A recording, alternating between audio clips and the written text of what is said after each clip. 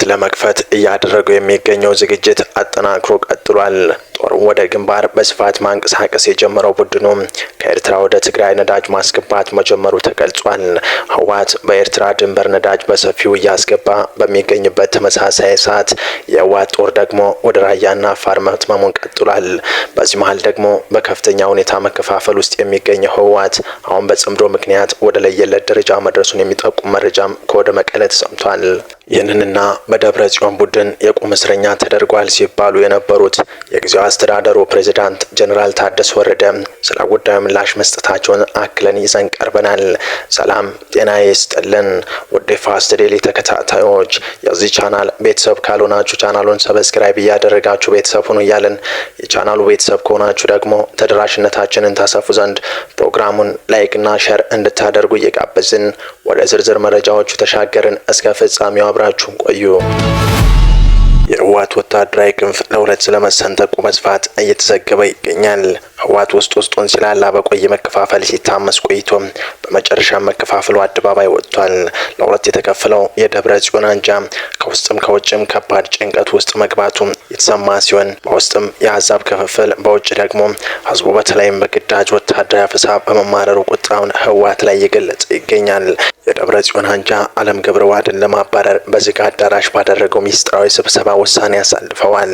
የህወሓትን ጓዳ ጎድጓዳ የሚያውቁ አመራሮች በመጨረሻው ሰዓት እንዲባረሩ መወሰኑን ተከትሎ ታዲያ በህወሓት ቤት ውስጥ ውጥረት አነግሷል። ለወራት ውስጡን ሲብላላ የቆየው የመከፋፈል ህወሓት ከሻዕቢያ ጋር አብሮ ጦርነት ለመክፈት በተዘጋጀበት ወቅት ገሃድ የወጣ መከፋፈል ነው። በእነ አለም ገብረዋህድ የሚመራው የህወሓት አንጃ ወደ ጦርነት ለመግባት የሚያደርገውን እንቅስቃሴ በመቃወም ከጨዋታ ውጭ ተደርጓል። የቡድኑ የማዕከላዊ ኮሚቴና ስራ አስፈጻሚ አባላት አመራሮች እንዲባረሩ መወሰኑም ታውቋል። ህወሓት እነዚህ አመራሮችን አስቀድሞ በጥርጣሬ ሲከተላቸው ቆይቷል እየተባለ ሲሆን በውሳኔዎች ላይም የጎላ ሚና እንዳይኖራቸው አድርጎ ቆይቷልም ነው የተባለው። ይህ ደግሞ በደብረ ጽዮን የሚመራው ክንፍ ስራ አስፈጻሚ ኮሚቴ ከሰሞኑ አድርጎታል በተባለው ሚስጥራዊ ስብሰባ የተለየ አቋም ያላቸውን አመራሮች ቆርጦ ለመጣል ወስኗል። ከህወሓት ማዕከላዊ ኮሚቴ አባልነት እንዲባረሩ ተወስኖባቸዋል ከተባሉ አመራሮች መካከል አቶ አለም ገብረዋህድ ይጠቀሳሉ። በአቶ አለም ገብረዋህድ አስተባባሪነት ህወሓት ውስጥ በውስጥ ሲታገሉ ነበሩ የተባሉ አመራሮችም እርምጃ ተወስዶባቸዋል። ከስራ አስፈጻሚ ኮሚቴ አባልነት የመባረር ውሳኔ የተላለፈባቸው ዶክተር ፍስሐ ሀብተጽዮን፣ ዶክተር ሰለሞን ኪዳንም፣ ወይዘሮ ሊያ ካሳና አቶ ተክሌ ገብረ መድኅን መሆናቸውን ለህወሓት ቅርበት ያላቸው መረጃ ምንጮች ጠቁመዋል። እንዲሁም ከማዕከላዊ ኮሚቴ አባልነት የታገዱት አለምና ከፍሮ ፍስሐዮ ሲሆኑ አቶ አለም ገብረዋህድን ገና ከጅምሩ የህወሓትና የሻዕቢያ ግንኙነት ሲቃወሙ ነበር ተብሏል። በተያዘ ሌላኛው መረጃችን በትግራይ ክልል መጠነ ሰፊ የግዳጅ ወታደራዊ አፈሳ እየፈጸመ የሚገኘው የህወሓት ኃይል ከራያ እስከ አፋር ግንባር ከፍተኛ ተዋጊ ኃይል ማስገባቱ ተሰምቷል። በየአቅጣጫው ወደ ግንባር የተሰማራው ይህ ተዋጊ ኃይል ትጥቅና ስንቅ ጭኖ የተሰማራው መሆኑን የሚያመለክቱ መረጃዎችም ከስፍራው ወጥተዋል። ከሰሞኑን ወጣቶች ለግዳጅ ውትድርና በመመልመል የተጣመረው ቡድኑ በተለያዩ ግንባሮች ከበፊቱ የተለየ ነው የተባለ ወታደራዊ እንቅስቃሴ እያደረገ ነው። ይህንን ተከትሎ ታዲያ በሰሜን ኢትዮጵያ ቀጠና ጦርነት ሊቀሰቀስ ይችላል በሚሉ ጥረቶች ክፉኛ ይለዋል። የህወሓት ጄኔራሎች ጦራቸውን ወደ ግንባር በተመሳሳይ ጊዜ ማሰማራታቸው የተገለጸው መነሻውን ኤርትራ ያደረጉ ከባድ ተሽከርካሪዎች ወደ ትግራይ ገብተዋል በተባለበት ወቅት ነው። ቡድኑ ጊዜያዊ መንግስቱን በይፋ ካፈረሰ በኋላ ከፍተኛ ሁኔታ ወታደራዊ ዝግጅት እያደረገ ይገኛል። የዚህ ወታደራዊ ዝግጅት አካል የሆነው የሎጂስቲክና የተዋጊ ኃይል ስምሪት በተለያዩ ግንባሮች በተመሳሳይ ጊዜ ስለመስጠቱ ለጉዳይ ቅርበት ያላቸው የመረጃ ምንጮች ዘግበዋል። በራያ ግንባር ከጨርጨር እስከ ዞብል ድረስ አርሚ 43 እና አርሚ 33 ተሰማርቷል ይላሉ እነዚህ ምንጮች። ህወሓት በራያ ግንባር ያሰማራው ኃይል በአማራና አፋር አዋሳኝ አካባቢዎች ላይ ቁልፍ ወታደራዊ ቦታዎችን ይዞ መስፈሩም ነው የተነገረው። በተለይም በአፋር ግንባር በተለያዩ አቅጣጫዎች ከፍተኛ ኃይል አስገብተዋል የተባለ ሲሆን በዚህ ግንባር አርሚ 15፣ አርሚ 44፣ አርሚ 92 እንደተሰማሩ ነው የተጠቆመው። ከዚህ ቀደም የህወሓት ታጣቂዎችና ኃይሎች ያልደረሱባቸው ቦታዎች ላይ ጭምር ስለመሰማራታቸው ፍንጮች ታይተዋል። በተመሳሳይ በወልቃይት በኩልም በጀነራል ምግበይ ኃይል የሚመራው ኃይል የምዕራብ ግንባር ሰፍሮ ይገኛል። ከተከዜ ወንዝ ማዶ የሰፈረው ይህ ኃይል ወትሮውንም ሰፊ መጠን ያለው በመሆኑ የሚታወቅ ሲሆን ከወራት በፊት ወደ ጠለምት ሰብሮ ለመግባት ሙከራ አድርጎ ነበር። ጀነራል ምግበይ የምዕራብ ግንባር የህወሓት ኃይል ከነ ኮሎኔል ደመቀ ዘውዱም የተከዜ መከላከያ ሰራዊት ጋር ማዶ ለማዶ ተፋጦ ይገኛል። በሱዳን በኩል ደግሞ ለጀነራል አልቡርሃን ጦር እርጠኝነት የተሰለፈው አርሚ 70 ከሁመራ በቅርበት ርቀት ሸረሪና ላይ ሰፍሮ ይገኛል። ህወሓት በቅርቡ የአገው ታጣቂዎችን ከፊት ለፊት አሰልፎ ውጊያ በከፈተበት ግንባር በተመሳሳይ ተጨማሪ ኃይሉን እያስገባ ነው። በአበርገሌ ግንባር አርሚ 26 እና የአገው ታጣቂዎች በቅንጅት እየተንቀሳቀሱ ነው። በዚያው በዋግምራ በኩል አርሚ 31 ከአገው ታጣቂዎች ጋር በመሆን ተሰልፏል። እነዚህ ሁለት ኃይሎች በቅርቡ በአበርገሌ በኩል ጥቃት ከፍተው የተወሰኑ ቀበሌዎችን ተቆጣጥረዋል። ህወሓት ስልጣን ቀምቶ መቀሌ ከመሸገ ጨምሮ የአገው ታጣቂዎች እንደሚያሰለጥን የሚታወቅ ሲሆን ባለፈው አንድ ዓመት ታጣቂ ቡድኑ የአገው ዲሞክራሲያዊ ንቅናቄ ብሎ የሚጠራው ታጣቂ ቡድን በትግራይና ዋግምራ አዋሳኝ አካባቢዎች ላይ በስፋት እንደሚንቀሳቀስም ታውቋል።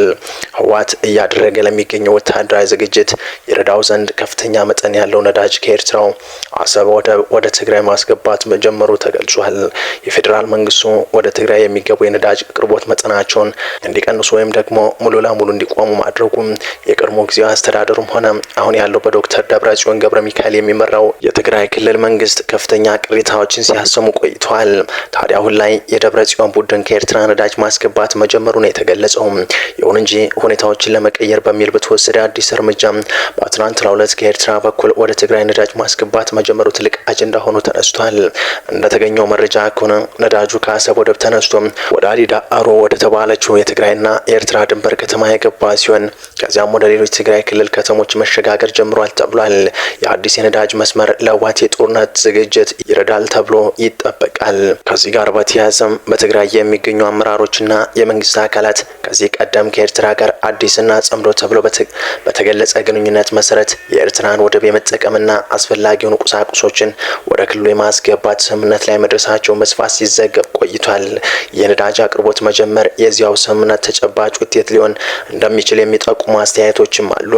ባለፈው ሳምንት የዶክተር ደብረጽዮን አስተዳደር ከነዳጅ ክልከላው ጋር በተያያዘ ወደ ትግራይ ለህዝብ አገልግሎት የሚውሉ የኤሌክትሪክ ተሽከርካሪዎችን ለማስገባት መወሰኑ የሚታወስ ነው። በቀጣይ መረጃ በትግራይ ጊዜያዊ አስተዳደር ፕሬዝዳንት የነበሩት ጀነራል ታደሰ ወረደ መታገታቸው ወይም የቁም እስረኛ መደረጋቸውን አስመልክቶ በማህበራዊ ሚዲያ ላይ በስፋት እየተሰራጨ ያለው መረጃ ሙሉ በሙሉ ከእውነት የራቀ መሆኑን የሐሰተኛ መረጃዎችን የሚያጣራው ኢትዮጵያ ቼክ አረጋግጧል። ይህ መረጃ ባለፉት ጥቂት ቀናት ውስጥ በመቶ ሺዎች የሚቆጠሩ ተከታዮች ባሏቸው እንደ አንድ አፍታና አባይ ሚዲያ ባሉ የፌስቡክ ገጾች እንዲሁም በታዋቂ ግለሰቦች ጭምር በከፍተኛ ሁኔታ ሲጋራ የቆየ ቢሆንም ምንም አይነት ተጨባጭ መነሻ የሌለው የፈጠራ ወሬ ሆኖ ተገኝቷል። በርካታ ገጾች ለዘገባዎች ዋቢ ያደረገው አፍሪካ ኢንተለጀንስ የተሰኘውን የዜና ተቋም ቢሆንም ተቋሙ ባወጣው እውነተኛ ዘገባ ላይ ግን ስለ ጀነራሉ መታገት የጠቀሰ ምንም ነገር አለመኖር ማጣራቱ አመልክቷል። ጉዳዩ በማህበራዊ ሚዲያ ላይ ከፍተኛ መነጋገሪያ መሆኑን ተከትሎ ኢትዮጵያ ቼክ በቀጥታ ለጀነራል ታደሰ ወረደ የቴሌፎን ጥሪ በማድረግ እውነታውን የጠየቀ ሲሆን ጀነራሉም እንዳልታገቱና የቁም እስረኛ እንዳልተደረጉም በራሳቸው አንደበት አስተባብለዋል። ጀነራል ታደሰ ወረደ ለቀረበላቸው ጥያቄ በቀጥታ በሰጡት ምላሽ ታግተሃል አሊያም የቁም እስረኛ ሆነሃል ለሚለው አሁን እየተናገርክ ነው። እኔ አልታገትኩኝም፣ የቁም እስረኛም አልተደረኩም። የአፍሪካ ኢንተለጀንስ ያወጣው ዘገባ ላይም እኔ እንደታገትኩም አሊያም የቁም እስረኛ እንደሆንኩ አልተገለጸም በማለት ያጋጠማቸውን ሁኔታ በመግለጽ አስረድተዋል።